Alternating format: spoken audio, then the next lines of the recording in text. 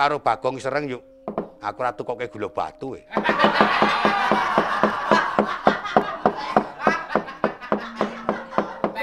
Ngapesane ya kok ngono. Kowe jajal saiki nek nyoto kowe pinter gendinga le. Kakangmu Petro wis gending grompol, gareng mau gending apa mau le? Sinom Parijata, Pak. Sinom Parijata. Apa, Pak? Apa tak mau kok lali terus ngomong kembang gayam. Kembang gayam, kembang gayam. Oh, saiki kiyane Semar ki saya tuwa kok lalene ra ilok-ilok. Mulane utange ra nyaur-nyaur ki genane lali. Aku to cetha. Didhawuhi gending ya gek gending kok mah omong wae. Aku ngladeni kiyane Semar ki cok perkewo. Engko nek gendingan kasar kok ngono kok dicakke nang kene ngono. Gendingan halus aku biyen. Perkewo lek arep ngladeni ngono ki. Ayo saiki ngono wae, gawe gending sing kiyane Semar urung iso. Tak sumpeli kupingku lek kowe gawe gending elek tenan. Ora tak rungokake. Bapakne pinter, anake goblok-goblok. Jaman aku isih mempeng-mempenge mbiyen weh. Anggep ngendangi gambyong ki. Gambyong urung metu aku njoget dhisik. Banyak kiyane Semarang ngendang kemempeng melu dinglak-dingklik. Wah.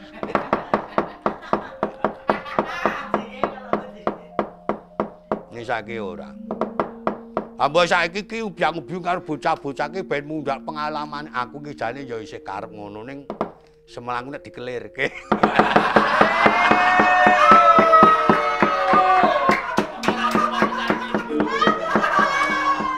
Omong-omong. Semarang dikelirke. Wong aku tau ditari ya jane nggih ngoten iki. Monggo sing ngrungokke wong kliwat 10 desa. Ane ya ora nyebut jenenge Kyaine Semar Badranaya. Gedhe-gedhene menungso anggitan akeh sing padha ngerti. Gek cepet gending. Nggih, tak gending. Cara ngendi rek? Kulon ya kena. Oh iya. Anggo bawa pangkur Banyumasan ya apik.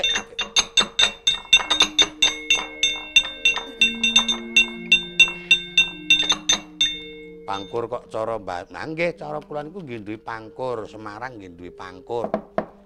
Kowe dhewe pangkur adate. Ning apik. Pangolahipun, Pak, pangolahane pancen apik nggih apik. Ha saniki kiyane Semar urun midhangetke mangke nek remen njur mangke takon kalih anake lanang. Ora usah isin-isin.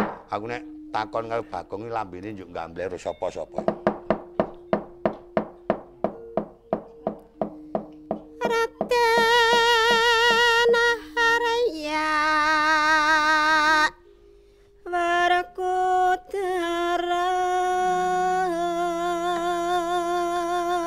Werkudara ya Werkudara. Nggih. Badranaya Badranaya. Nyata lamun satria nyedi pati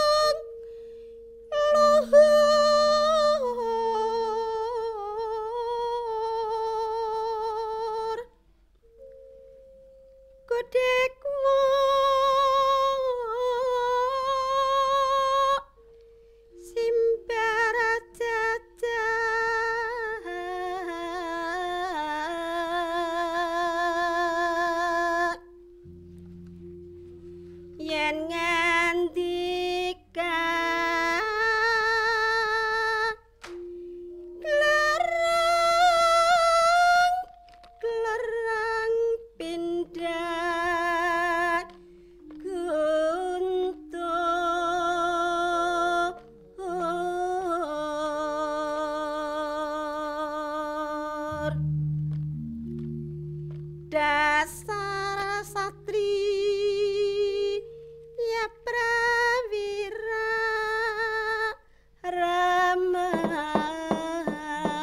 tibane gending apa Lek eling-eling Pak ning nggih cara kulon kaya ngapa jajan eling kula eling dunungane senopati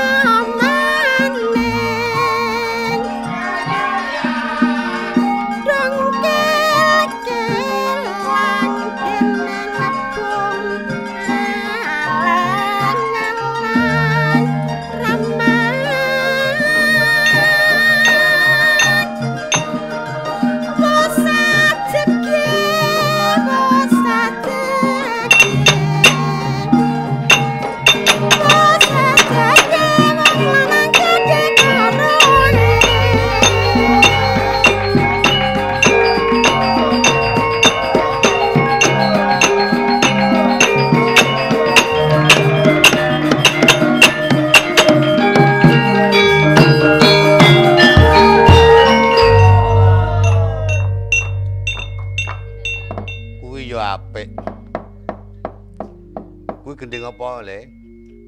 Apa urung kandhani Gareng? Ah mau kowe lunga mau Gareng tak takoni ning karo Gareng cocok apa ora.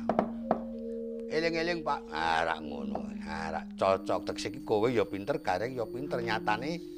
Gareng tak takoni terus apa? Eling-eling Pak. Kowe tak takoni ya matur. Eling-eling Pak. Ah gambarke nek bocah-bocahku pancen do pinter-pinter. Sing tak jaluk ki ngono kuwi. Krungu gendhing sing siji tak takoni ayun-ayun sing siji gambir sawit. Kuwi jenenge ora padha penemune. Kuwi upamane leren ngono kuwi yo nganggo lagune ya lagon cara kono. Nggih Pak, ngunine piye? Ha sampean iso nek krungu ngene iki. Yaning talaga kang kukila. Yaning kang kukila ki.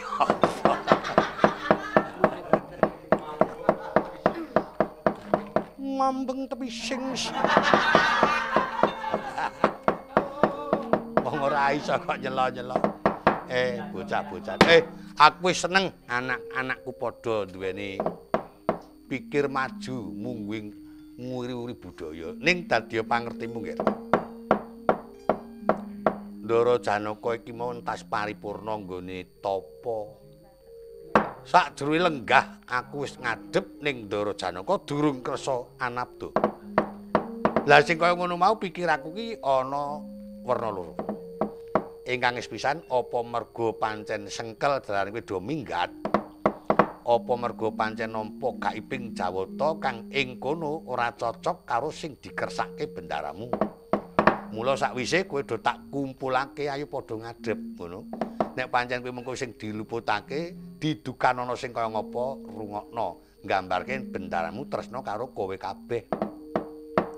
Nek upama ta didukani nggih sing luput nggih. Bagong. Aku mau rak tok gugah, rak Petruk sing dhisik dhewe. Bengak-bengok. Aku ki tunggu kok nang kono mau kok. Aku rak Kang Sanu Gareng jare kon tunggu kono. Apa karo Gareng njuk ngampiri liyane aku rak ora denger aku rak nang kono. Wong Gareng cok digugu. Apa pamite ngalor yang ketinggitan.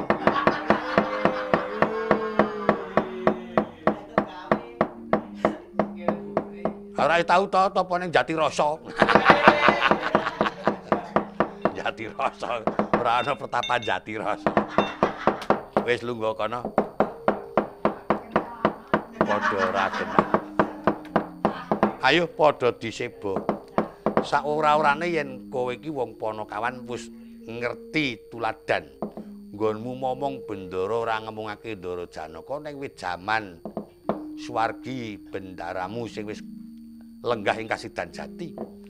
Mula ing nganti tembung keterang susulah bawa sing ora meranani penggali bendaramu iso nuwake sengkel dianggep yen kowe iki wong tuwa mengko kean taun ngono. Tur ngono ki ya ora mukal wong anane aku ki saka bapak. Dadi ana becik wae anak ki gemantung saka piwulange wong tuwa. Rene wak tempiling akeh kowe. Ora ana wong tuwa kok mulang elek ki ora ana mung gumantung bathuk mulih do mikir. Senengane wong tuwa padha digawe cacat. Ngaku cok manggel.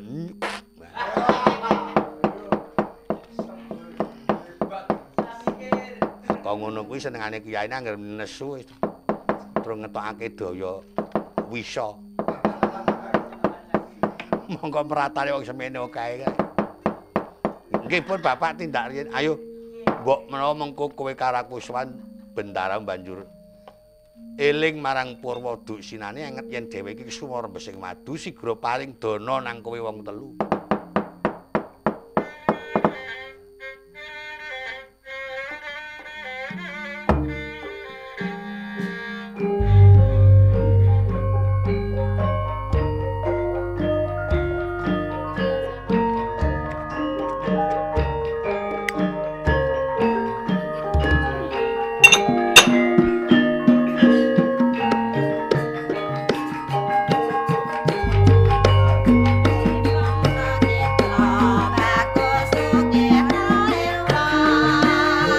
Nyata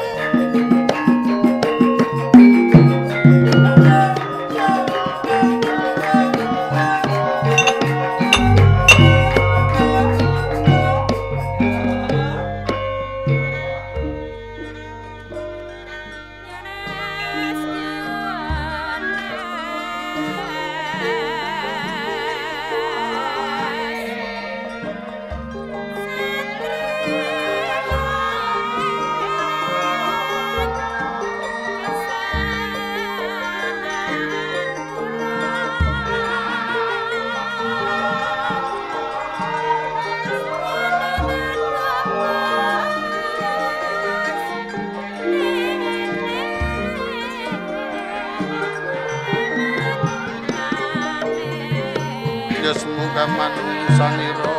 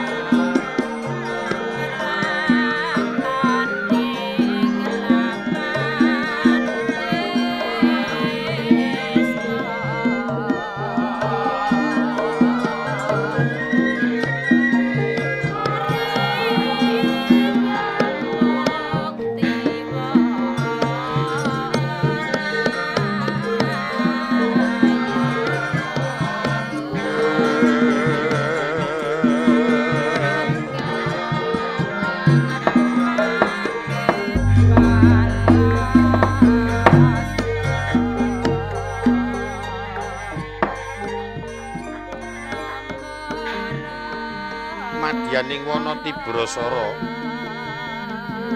ingkang saknyatane wana iku gawat kaliwat wingit kepati-pati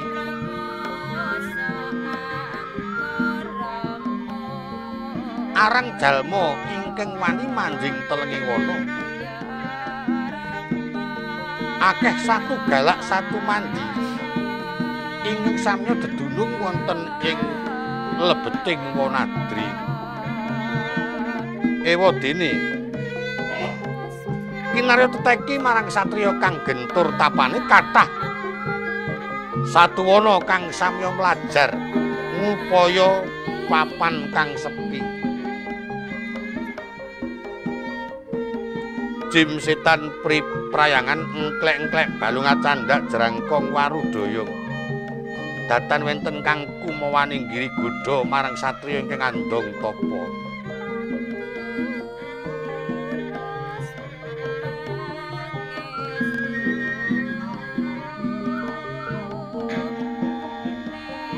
kalamunta dalu ketingan nggenya nglangut yen rina katon sepi kejawi mung kanan kiri garumbul kutu-kutu walang atoga ingkang tansah munya rinten pantara dalu yen to pinuju surya kang surup ing Bantala sinarengan jumeduling sasangka saya katon nggenya sepi ratu-ratu ning sepi lamat-lamat kapiyarsa pangaluping srenggala panggerming sima pangempreting duwi panggo ananging kocapa ingkang nembe paripurna nggenira semedi pamadyaning Pandhawa satriya Madukara Raden Janaka ya Raden Arjuna ya Raden Danawikara ya kumbang ali-ali danang jaya kanthi para abdirepat Panakawan Kiwa Semar Badranaya Bojogati Nayantaka Marga Dadu Anang Unung Buga Sampir Janggan Aswara Kanta kadhiraken putra tetiga Pambayuna Garing Panenggak Kantong Bolong Ragil Kilurah Bagong.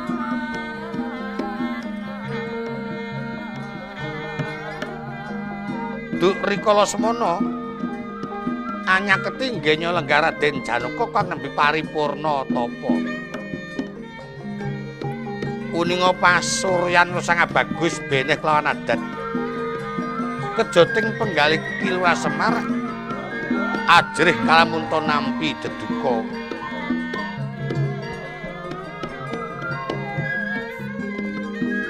Kanthi andhap asor atulira arsa munjuk marang ingkang bendara kepareng lucitaning driya.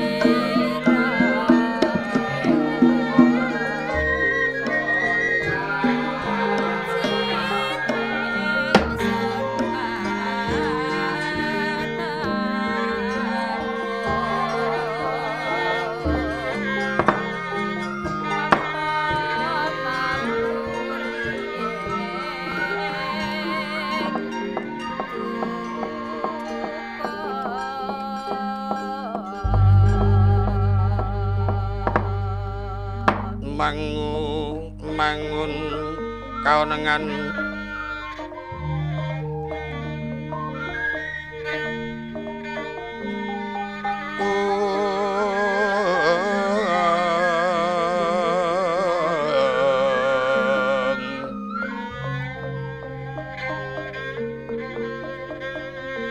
wuwusing kang duka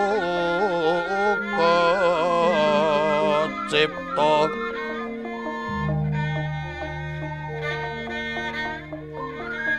perbuti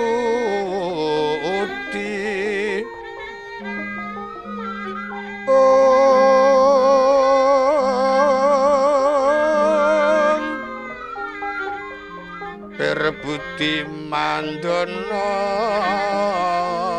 raras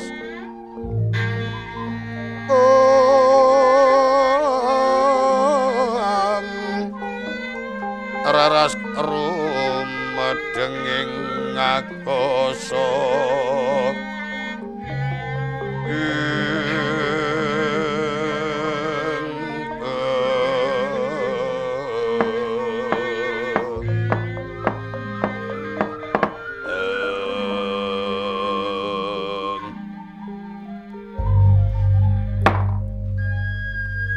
begegek ugek-ugek sakdolita melemel. Mangke to Gus, kula aturi ngendika menapa lepatipun sedaya para abdi yen pancen dasaripun garing napa Petruk utawi Bagong ingkang lepat. Mboten perlu sangga runggi lajeng kula aturi ngendika kemawon jer menika kawulanipun Ndara ngaten. Nek Kyaine Semar ki ya panganggepe kaya bener-bener ramana. Mongko urung karuan ndara ki kendel ki ndukani karo awake dhewe ya, Truk. Ah iya. Awake dhewe wong ditresnani kok. Nek jane ora ngono, Truk. Beng, gatekno. Ndara Janaka len angger duka mung kendel ki dijukuk saka rasaning atimu kuwi wong duwe perasaan apa ora? Nek pancen wong duwe perasaan ndara kendel ki kudune kowe ora wis krasa dhewe apa to? Kesalahku njuk kowe mengko takon karo bapak ro Petruk. Ha mengko sing benake rak bapak ro Petruk. Ha nek kowe langsung ro Ndara Janaka bel gedhe nek diruruhi. Ha sing kinasih ki aku e njur.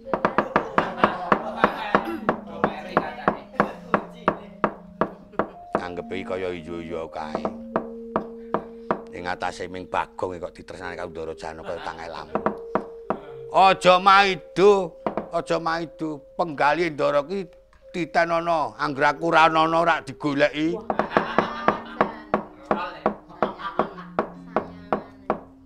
Wong nyadi kok ngono wae.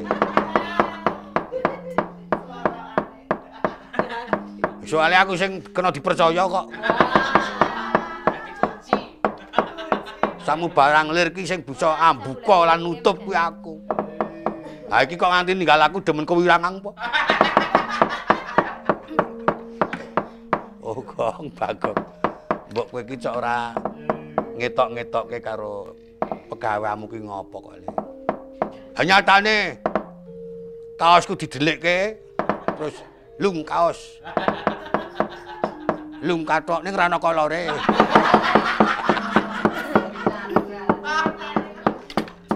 Wong iki nek ora kalap yo. Wong kuwi kathok amoh njur. Nek yo sing kena tanggo kok. Winganane iki yo ndara terus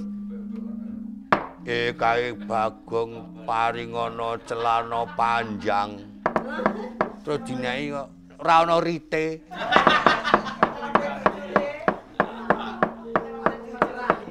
Ya pokoke sing amoh-amoh kuwi wis aja.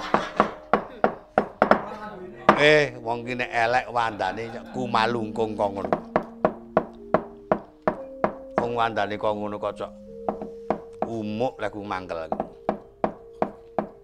Prandene pintre iki cok dicongol-congolke kaya yuya kae. Nek asline Bagong kuwi ajar ngempul ki 4 dina. Kowe ora iso ming manut tutukaning kenong. Nek ngenong ki diklerokke ya melu kleru ha. Tandha nek kene iki ora gatekke. Kae iki ming kanggo nyoba sing ngenong.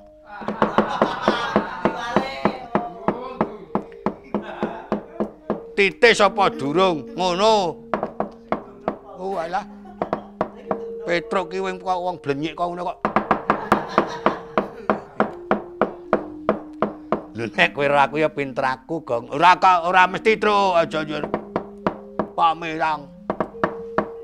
Dadi ora gablek apa-apa. Ha ya ngono kuwi. Pebuntone ya mung ngono kuwi. Monggo to, Den. Menapa ingkang dadosaken sengkeling penggalih awit nembe kewala paripurna anggenipun teteki Ndara lajeng boten kersa ngendika.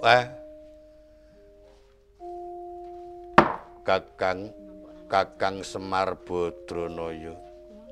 Aja nganti sengkel penggalimu, Kakang. Saknyatane senajan aku ora tumuli paring pangandika marang para putra-putramu, nanging sak geluguting kulang kaling ora ana tuh rasa kang sengkel mungguing putra-putramu.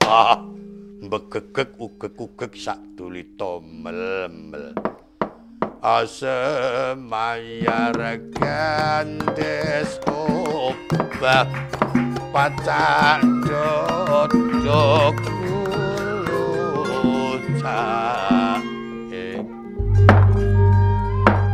Nggih syukur, Den.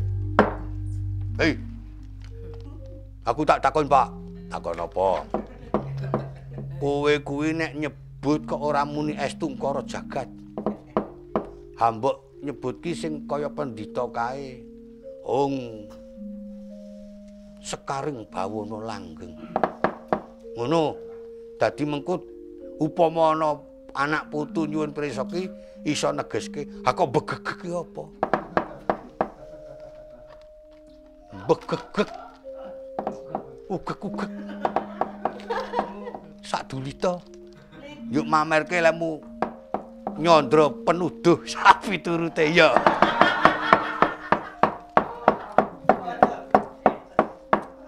aku iki sing durung ngerti werdine kok le omongane wong tuwa kuwi nek digatekke iki jane iki mengku teges ming ora durung ngerti wejangane begegek kuwi meneng ugek-ugek kuwi mobah sak dulita kuwi sethithik mel-mel ki mangan dadi menungsa urip ana mercapada kuwi aja kok mung begegek kaya tugu ning mobah rasamu mengko angger mobah rasamu tumandang ragamu ora ketan sethithik oleh pangan wah oh iya nek ngono aku sing kalah Pak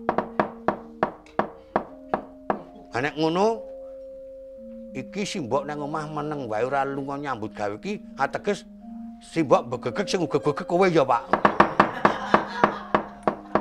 kok sadulita lho apa tegese jempol kayak arep mejang aku kae wong ngono ngerti tegese jempol kok kelakuanmu elek rikala wingi ndara menika tapa nanging sak menika sampun paripurna ingkang dipun gayuh kula piyambak sampun dipun paringi dawuh bilih ngudi nugraning Jawata Wayu Tirta Widaya Jati lah sak sampunipun paripurna tapa menapa ndara sampun nampi pralampita ingkang wijan saking sabdaning Jawata sumurupa kakang saknyatane aku nampa sasmita ingkang kurang prayoga mungguing rasaku awit ana sakjroning pralampita ana gegambaran yen negara Ngamarta kuwi ketekan banjir bandang tanpa sangkan ingkang mongko bisa ngentirake para putra-putra ngelep kawula ing Indraprasta gragapan aku wungu sangka semedi ing batin kaya dene bakal jumangkah nututi para putra-putra kang kentring warih nanging banjur katungka wungu jugar nggonku semedi saengga tumeka ing palenggan iki kaya dene bakal suka pangerti marang Kakang Semar lan paring prisa marang kabeh para abdi abot pangucapku Kakang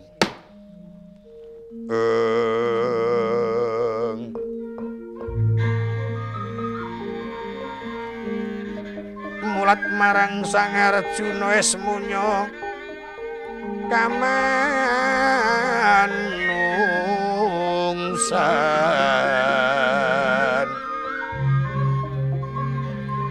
liring eka dikamantian lono kungas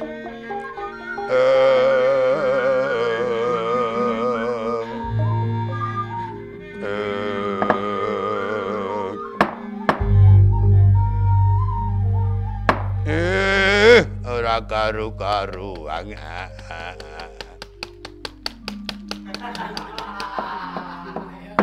tegese apa Pak nek ngene-ngene iki apa-apa kok ditegeske kae karep iki kepiye kae wong ngebluk-bluk weteng wis adate kok ditakoki tegese apa Pak nek kowe ngerti kok ngene-ngene iki urung kebagan wungkusan wong iki nek ora kalap ya ngono kuwi ora nek apa-apa kok nyemoni menapa penyaipun Ndara Janaka dereng prisa werdinipun dawuh ingkang dipun paringaken sasmita dhateng Ndara durung mangerti kula kepareng matur namung sapandurat Ndara Janaka ampun ngantos kaget niki namung njumbuhaken dhateng pemanggih iya yen miturut saking pemanggih kula sasmita mekaten menika mboten kita namung sak gebyaring tatit ngibaratipun Ngamarta badhe wonten kedadosan ingkang boten sae ingkang saengga sinandhang dening para putra-putra. Lah bab menika namung panjenenganipun Ndara kemawon ngatos-atos. Aduh, banjur kepiye Kakang? Apa kira-kira bakal gagal panggawe para kadangku? Sakmenika ngaten, Ndara. Kula tripitados dhateng Kyai Semar. Menungsa menika duwe wewenang nyuwun. Senajan wonten sasmita mekaten yen saged dipun suwun kan Jawata supados sampun ngantos wonten kedadosan kados ingin pun aturaken Bapak. Lah, kula aturi pasrah apa sranane ngaten mawon njuk mangke njur pun pasrahaken Bapak. Watahe Semar njaluk dhuwit engko. Nggo gawe srana to, Pak. Wong nek kok cepet ora. Apa srana kok dadak ditebas. Lah sakmenika ngaten. Gandeng penyan kalian kula menika pancen estunipun titahing dewa. Panuwun menapa kemawon menika mangke kunjukipun dumateng para Jawata suwawi Den. Kula dherekaken nenuwun nanging anggenipun nenuwun boten wonten ing wana mriki. Kula aturi napak tilas wonten papan cumandhaipun ingkang Eyang Swargi Begawan Palasara ingkang dumunung wonten tepining Begawan Silugangga. Mbok bilih menika mangke badhe nampi dedamar saking keparing Jawata Den.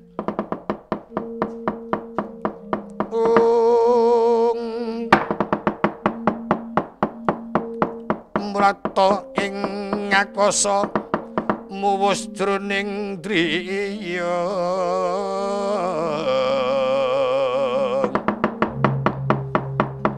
tuk mrat raksasa kang gumulundung mangamu punggung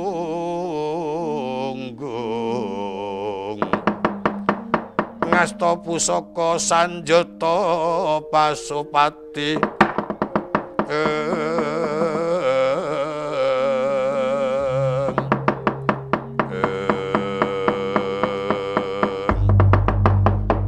Kakang Semarian mengkono aku mung kari manut apa kang dadi ngendikane Kakang. Aja nganti kadaluwarsa anakmu tumuli kandhanana. Reng, truk, gong, nyun. Ayo toto ndang diderekke bendaramu. Nggih, Pak. Nggih, Pak.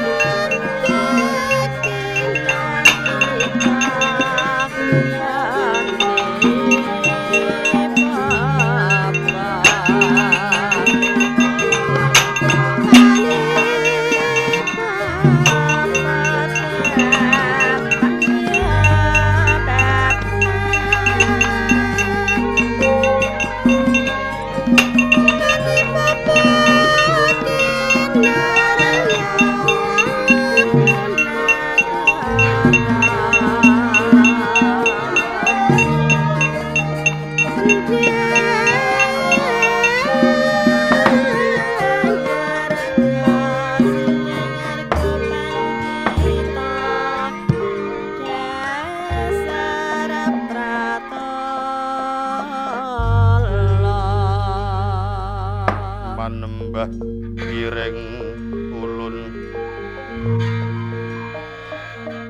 talian kang kaeksi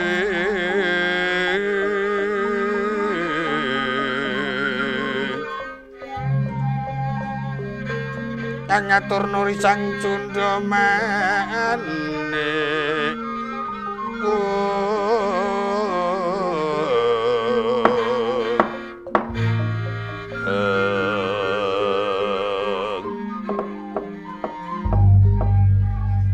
apa nang kene kakang papan lenggahe eyang swargi ragi kirang mrika sekedhik ning boten wonten awonipun kula anyandhet tindakipun Ndara amrih ampun ngantos menika mangke raga-raga mengkono. Wis ana weling apa gak daturke gak njur semedi. Cekak-ceket ngono lho Pak, gak njur rampung ora iso. Apa semedi dijamin njur rampung. Sepisan penyanyi kula amit-amit kaliyan jagi rumeksa wana menika ing angka kalih. Ugi kula aturi jawab pamit dhateng ingkang Eyang Begawan Palasara Suwargi. Mugi anggenipun ngeningaken cipta menika mangke tumuli nampi pandoming pepadang mengkono. Nggih namung niku Den. Fir uger sampun pamit kaliyan ingkang jagi rumeksa pun boten wonten lupute. Dene bab katrimalan boten jar kula panjenengan menika namung manungsa limrah. Saged dipun paringaken tumuli nanging ugi saged dereng dipun parengaken. Nek saka karepku yuk diparingi tumuli ngono njur kanggo butuh.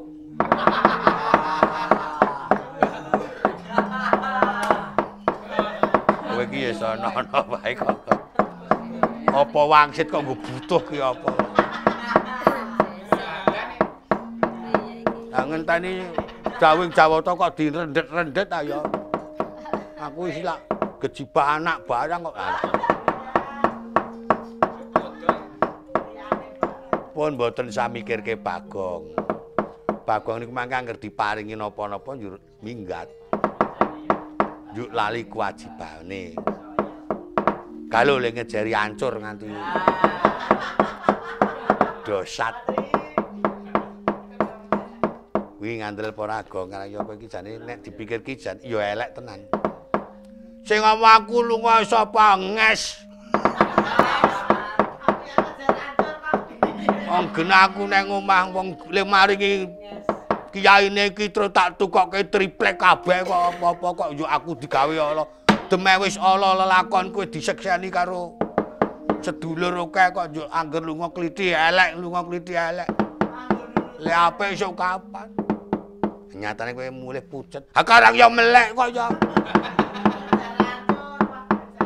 Senengane pongkring iki. Madani kakang iki. Elek-elek wong kowe karo aku jenang katul tunggal ere. Ngono.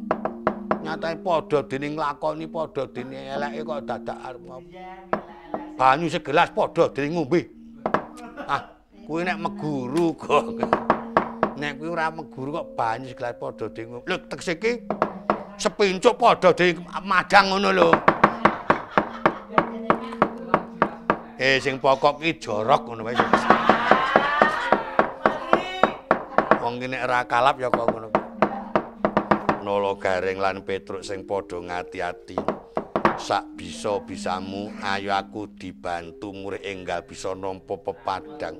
Mekaten Ndara, sendika Gus? Saya dalu araras.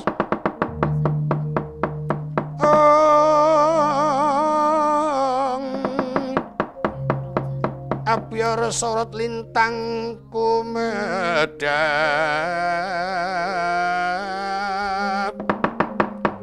titi sonya madya latri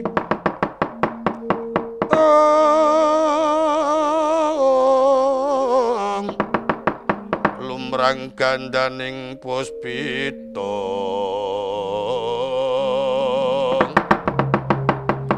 karnaning putyanira Sang Dwijawara mbrengeng Sang Dwijawara mbrengeng lir kumaraning madu bronto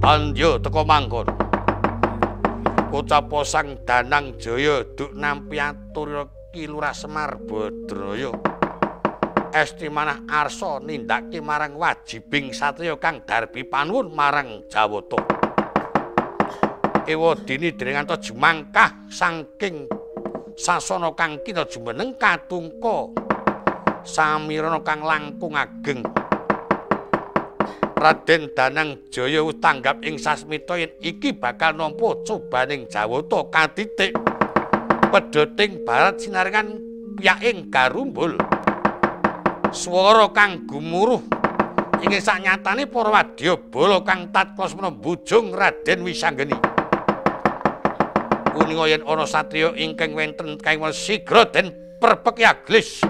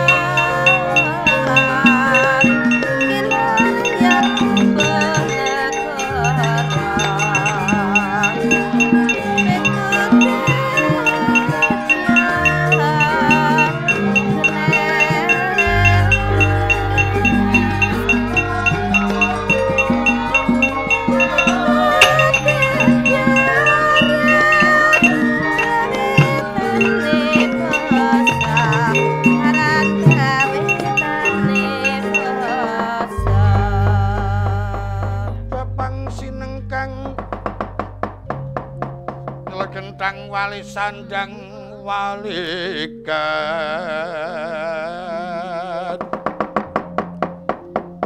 Gudeg wak simper jojo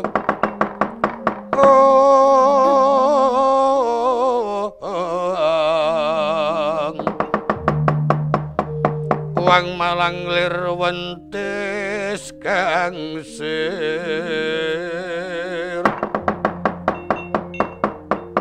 Mulatori sang wali sandangan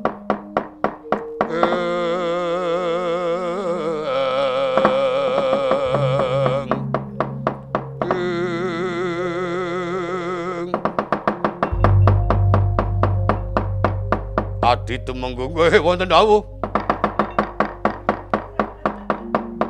ora mangerti tlonjong isi Wisanggeni ora mangerti kiblating lumayu nganti padha pating slebar wadyabala urip nungka marang laplayune Wisanggeni ora ngiren ana satriya bagus kang ana tengah alas tak kira iki mau Wisanggeni jebul dudu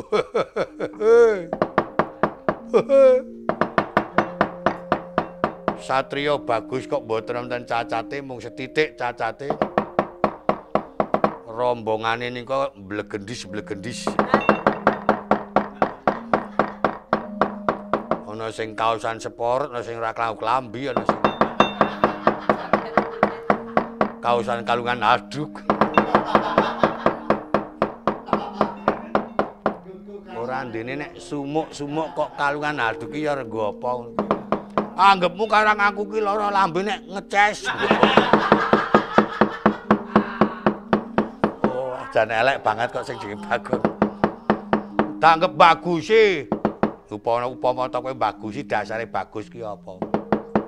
Wong nek tok ngetke mesti do wedi kok. Anggepmu kowe apik ki anggep mergo kowe ora weruh raimu bendinane.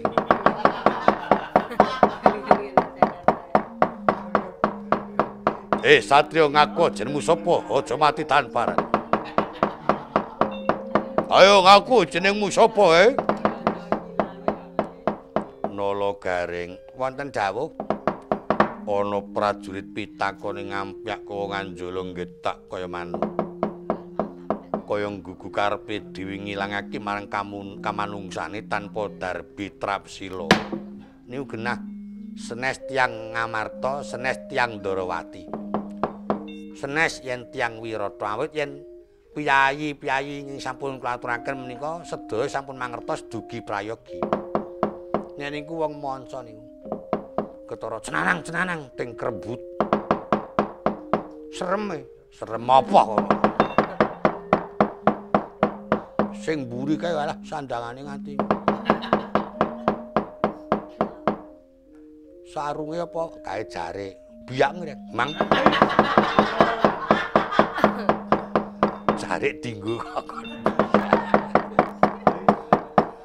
Atune atok. Kok aku seneng kelip-kelip kae. Ngaku jenengmu sapa? Aja mati tanparan. Pitakonmu kaya nggugu marang karepmu dhewe. Kowe genti ngaku prajurit saka ngendi sapa kang dadi aranmu? Wah, keparat.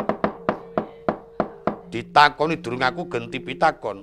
Wis ora bakal kleru yen ana dalan takon genti pitakon. Panjen pinter ngomong ketoke glendang-glendeng kaya ngono bul bisa bebat wong ngomong. Alah. Wah. Guyu. Wah. Ora ndek pura wong sing ngesir kok akeh.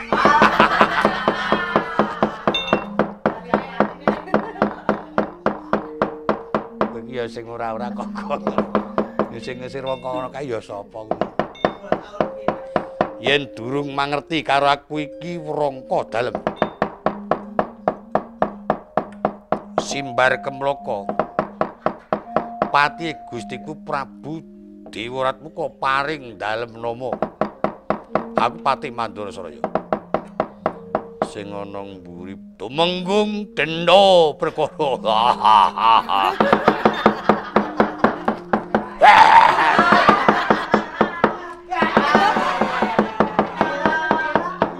Bagong iki cok nyolong kok ngono kuwi. Gak omong sing siji kok ngono. Mbok kowe iki ora sembrono gong. Senengane tok nyolong ku nek kurangan sing siji. Kowe gek wara-wara kono karo agek mendem. Wong ngene agek mumet ora eling.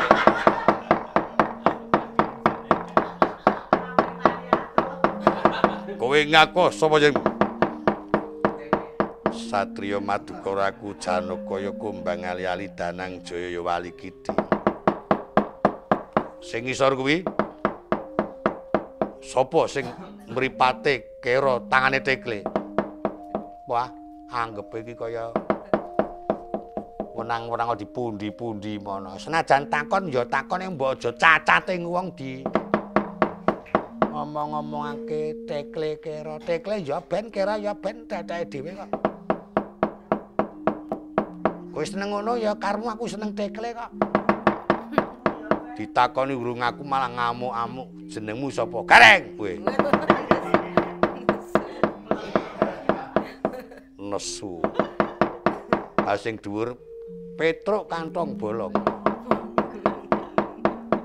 Kae. Wah. Ditakoni kok wah. Takon ki ya arep nggo apa ngono Mas ora. Ana gunane ya. Ayo. Mulane ku. Kowe kelawan turu kapan?